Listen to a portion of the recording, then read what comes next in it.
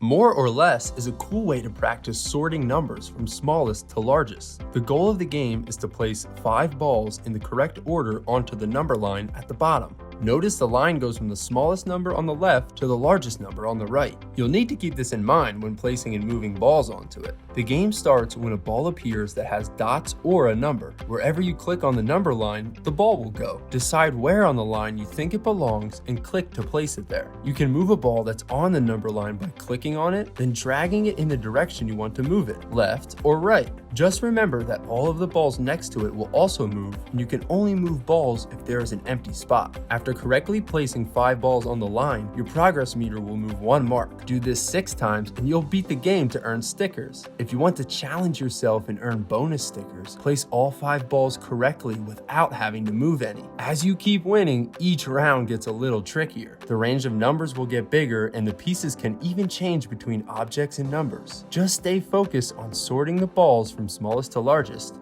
And remember, there's no penalty for making a mistake.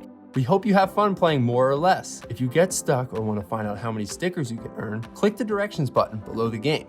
Good luck!